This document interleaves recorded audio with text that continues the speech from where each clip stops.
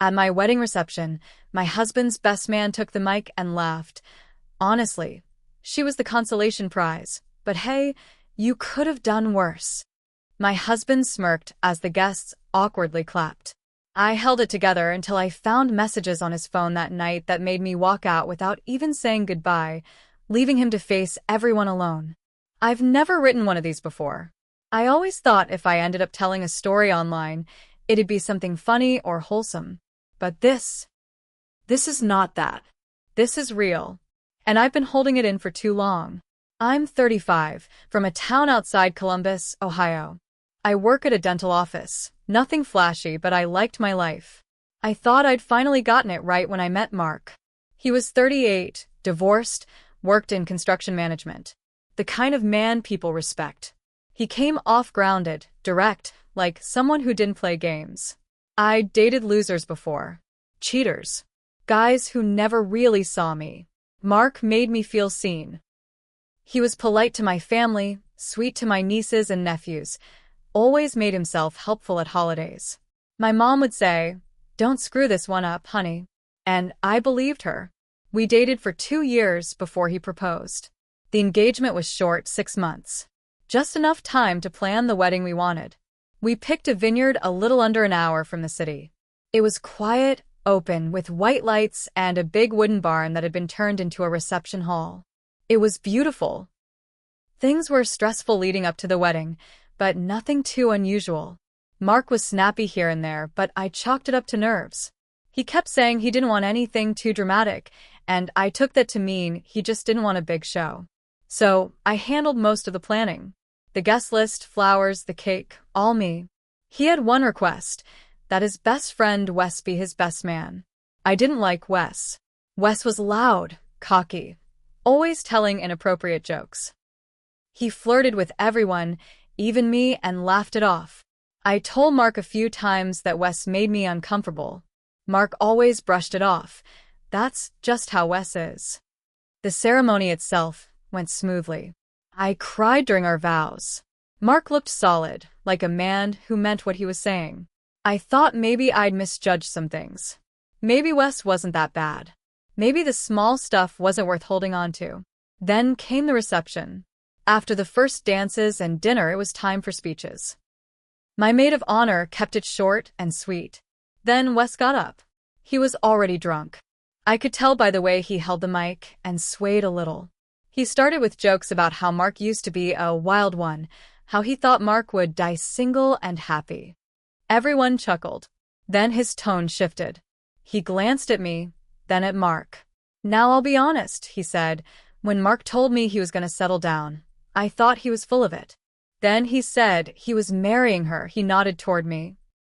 And I thought, well, I guess he lost a bet. People laughed, but it was nervous. I looked around. My sister stared at the floor.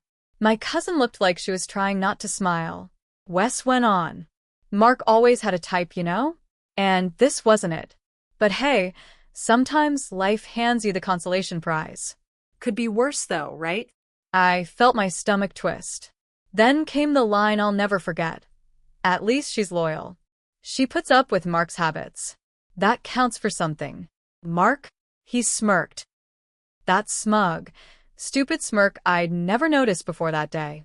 Not a single word in my defense. Just sipped his whiskey and smirked. People clapped. Not all of them. A few. Awkwardly. I kept smiling. I didn't want to cry.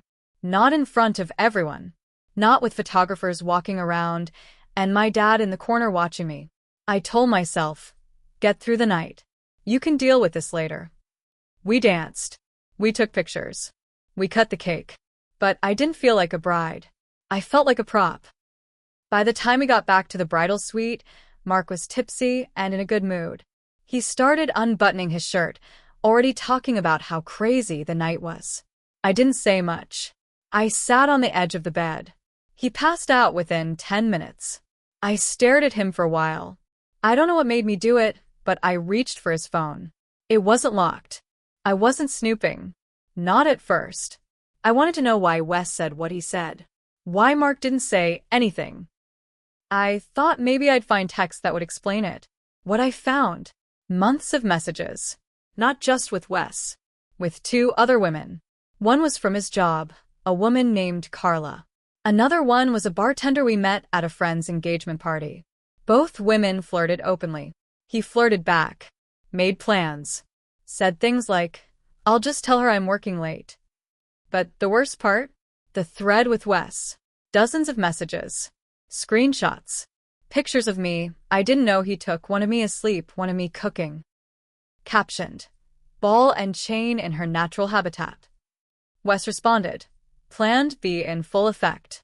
Mark, I gotta lock this down before she realizes I'm not worth it." They joked about my looks, my job, my family. I found a message where Wes said, "You're not really marrying her, are you?" And Mark replied, "I need a win, man. She's safe. That's the point." I couldn't feel anything. I just stared at the screen. I sat there until my hands started shaking. Then I stood up, changed out of my dress, grabbed my bag, and walked out of that room. I didn't leave a note. I didn't send a text. I didn't even take the flowers people had left for us. I got in an Uber and rode 47 minutes to my sister's place. The next morning, the calls started. Texts. Emails. Mark first. Then his mom. Then my own mom asking, "What's going on?" I didn't answer anyone. I filed for an annulment 2 weeks later. I haven't seen Mark since. But that was just the beginning. After I filed for the annulment, I thought it would be over fast. We had no house together, no kids, no shared bank accounts. Just embarrassment and paperwork. But it turns out, walking away clean doesn't mean walking away free. Mark didn't take it well. At first, he begged. Long messages. Apologies. He tried spinning it, said Wes was drunk, said he didn't mean those texts, said they were just guy talk. But he never said I was wrong for leaving. That told me everything. He said, "You're blowing this out of proportion." I didn't reply. That made him angry. Then came the guilt. He showed up at my work one afternoon. Sat in the parking lot like some sad movie character. My boss came into my office and said, "There's a man out front asking for you. Should I call someone?" I looked out the window. Mark was sitting on the hood of his car. I walked out. Not because I wanted to talk, but because I wanted to end it. He stood up as I approached. "You won't even hear me out?" "There's nothing to say," I said. "That was my wedding, Sarah. You embarrassed me. You made a scene." I laughed. "Your friend made a scene. You just sat there." He lowered his voice. "You don't know what people are saying." "I don't care," I said. "You think this is about saving face?" That was the last time I spoke to him. But the real trouble started after that. I got an email from a woman I didn't know. Her name was Tessa. She said she didn't know who else to tell. She had been seeing Mark, too, for almost 5 months, while we were engaged. She said he told her I was his ex and that he was staying at my place until the lease was up. They had met at a gym in Westerville. She even had a picture of them together. He had on the same shirt he wore to my niece's birthday. She ended the email with, "I'm sorry. I didn't know. I wouldn't have reached out, but I thought you deserved the truth." I didn't reply to her either. Not because I was mad, but because I was so tired. Then came the gossip. Small towns love drama. People started whispering. Friends I thought were loyal stopped calling. One even asked me, "Did you really walk out just because of a speech?" Like that was the whole story. Even my mom asked if I could just talk it out. "You were married, Sarah. That means something." I said, not when it meant nothing to him. But what cut the deepest was Wes. He didn't shut up. I started hearing from people that he was calling me crazy. Said I overreacted and ran off like a psycho. Claimed I'd been snooping for months and was waiting to ruin the wedding. I kept quiet for a while. Then I saw it. A post. On Facebook. From Wes. A photo from the reception. Me smiling, holding a glass.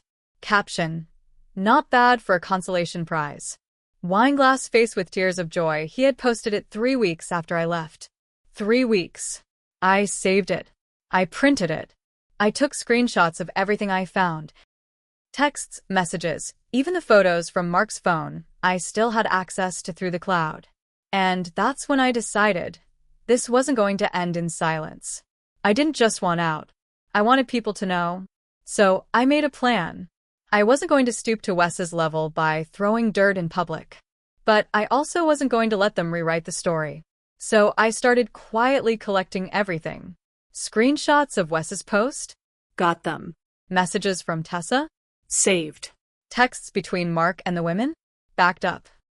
I even had pictures of us from the engagement party where the bartender, the other woman, was clearly flirting with him. He had his hand on her lower back in one. He told me later she was just being friendly. Right. I didn't share anything yet. But I was watching, waiting. Then something unexpected happened.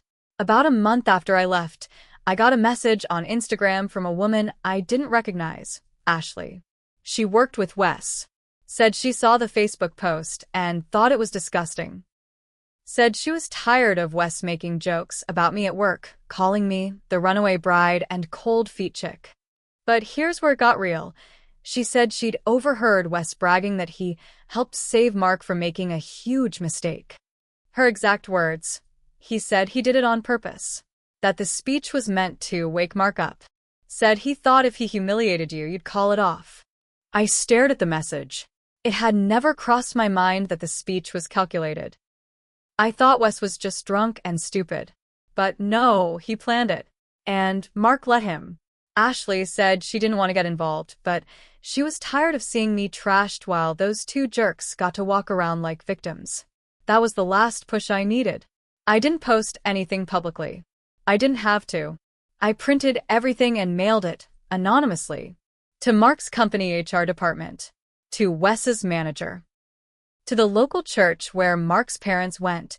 His mom had tried to guilt me into staying married in God's eyes. I sent every dirty message, every photo, every screenshot, even a transcript of Ashley's message, without her name, to protect her. I didn't hear anything back, but the silence spoke volumes. A few weeks later, I found out Wes had been put on leave from work. HR had gotten complaints about inappropriate behavior and hostile language about women. I'm guessing Ashley wasn't the only one. As for Mark, his company quietly took him off 2 major projects. He went from traveling and overseeing sites to being stuck behind a desk. I know because one of my old coworkers has a brother who works there. Word travels fast. Then came the kicker. Tessa messaged me again. Did you send that stuff to his job? She asked. I didn't answer. She said, he's freaking out. HR brought him in last week. He blamed me. Said I must have leaked the texts. I wrote back just one sentence. If the truth hurts, maybe he should have told a different one. She didn't reply after that. But it wasn't over. One morning, I got a knock on my apartment door. It was Mark. Looking worse than I'd ever seen him. Unshaven. Bloodshot eyes. A folder in his hand. I just want 5 minutes, he said. Then I'll leave forever. I almost closed the door. But something stopped me. I let him in.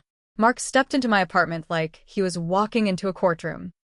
He held that folder like it was going to fix everything. Sit, I said. Say what you came to say. He looked nervous. He sat on the edge of my couch, leaned forward, and opened the folder. Inside were printed emails, screenshots, some of the same ones I'd already seen. I know you found out, he said. I know you probably sent all this to my job. I just need you to hear me out. I crossed my arms. No, you don't. But go ahead. He sighed. I messed up. I was scared. You were solid. You were good to me. And I guess I didn't think I deserved that. So I sabotaged it. I didn't say anything. He kept going. Wes was in my ear. He always had something to say. I let him talk about you like that. I let him poison it. You didn't let him, I said.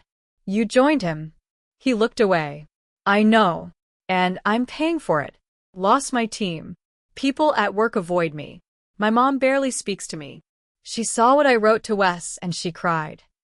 I stayed quiet. I wanted him to feel the weight of it. He looked up at me. I'm not asking you to forgive me. I just want to know if I'm really that bad. Was I ever real to you? I stood up, walked to the door. You were real. And so was the way you wrecked it. He nodded, got up. walked out without another word. I shut the door. I should have felt relief. But all I felt was tired. A week later, I heard Wes got fired. Apparently, one of the women at his office filed a full complaint. HR had already been reviewing the stuff I sent, but that was the final straw. He was out. A friend told me he was ranting online about how bitter exes ruin men's lives. No one replied to him. Nobody defended him. It was like he evaporated. As for Mark, he stayed quiet after that day. I never heard from him again. But here's the part that might surprise you. I made a mistake, too. Not for leaving. Not for exposing them. But for who I became during it. I turned bitter. I stopped trusting people. I avoided anyone who even tried to get close. I lived like I was still in that hotel room, reading those texts, waiting to be humiliated again. And that wasn't fair. To me, or to anyone else. So I went to therapy. I started talking. I started writing things down. Not for revenge, but for peace. It took over a year, but I finally let go of the hate. Not because they didn't deserve it, but because I didn't. So if you're reading this and you've been made to feel like the consolation prize, remember this: the people who can't see your worth will always find someone easier to blame than themselves. And sometimes the best revenge isn't rage. It's living like they never even mattered.